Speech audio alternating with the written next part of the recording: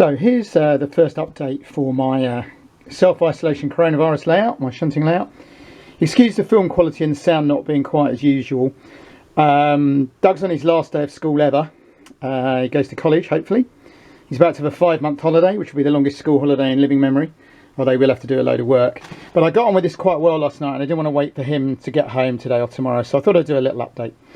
So because of this rock wall, I've decided to make the quarry.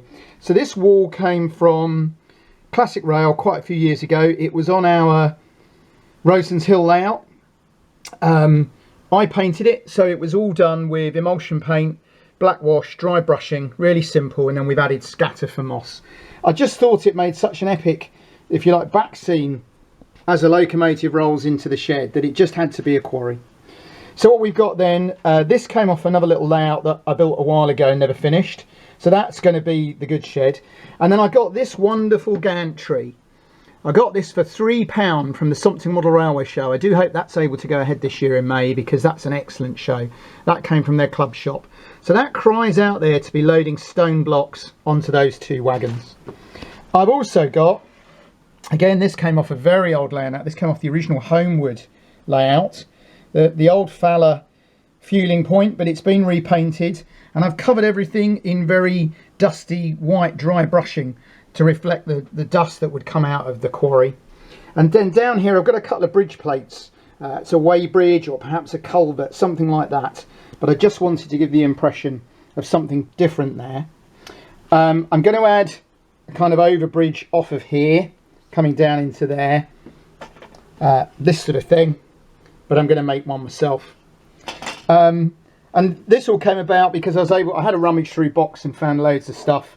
I've got a big water tank here I'm going to put possibly there just to add to the scene. And I even found, I got cheap at a show, some Bachmann traction maintenance depot workers, so they can go in this area.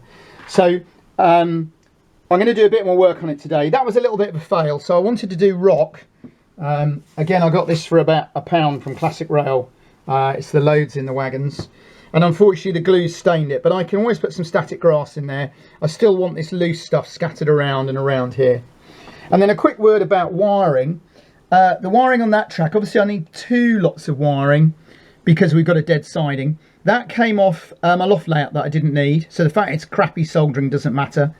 And then that's just the usual fish plate connectors. Run them together into a connector block, making sure you've got the right wires, and then that's just wired straight into one of our controllers.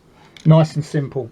All the points are Intel Frog, so I don't need any switches or all this nonsense that people think you need. I can isolate everything.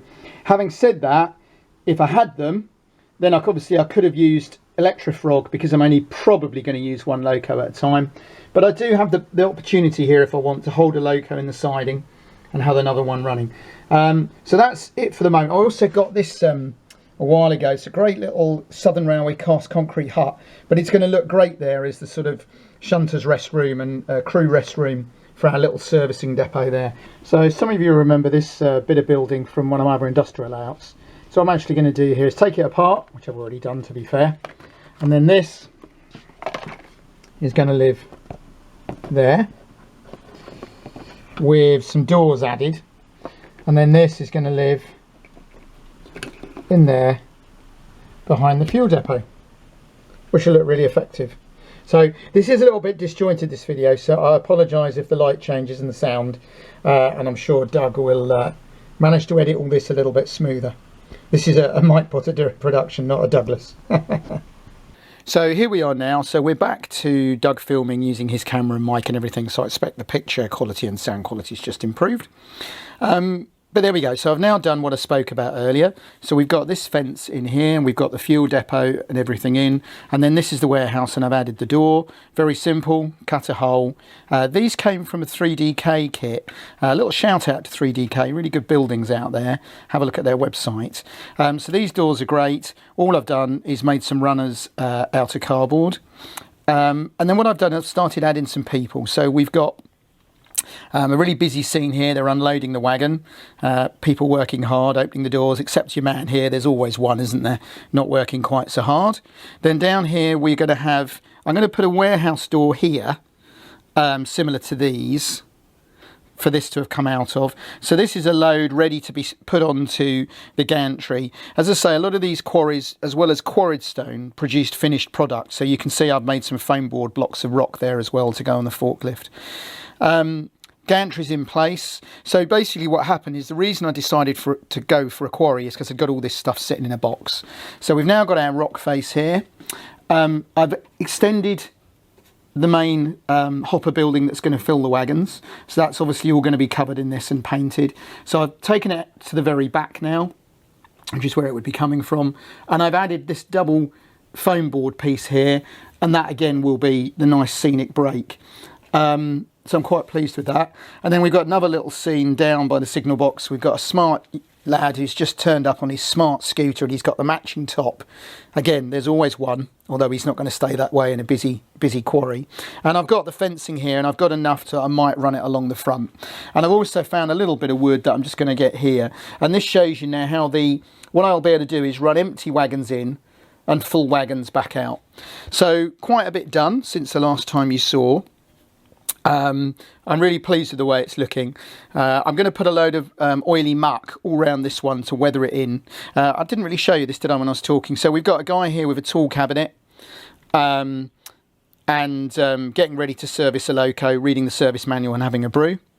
Great British Workman, stood, having a brew. And then I've got a couple of guys here getting ready to refuel the loco. So I'm really pleased with that little scene. Oh, and I even put a little bike there, look. Waiting for one of the guys has cycled in. So by the time we've got some static grass and things, this will look really good.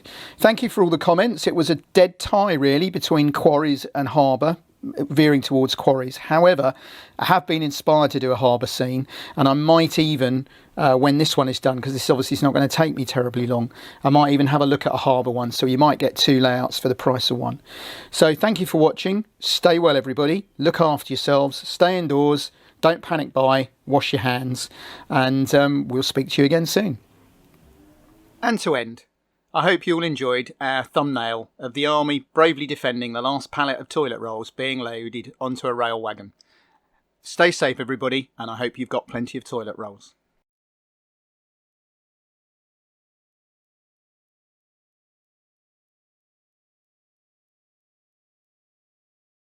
Hi, thanks for watching the video and for the nice comments.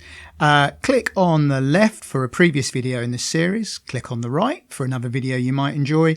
And please don't forget to click to subscribe, like, comment, etc. Thanks again.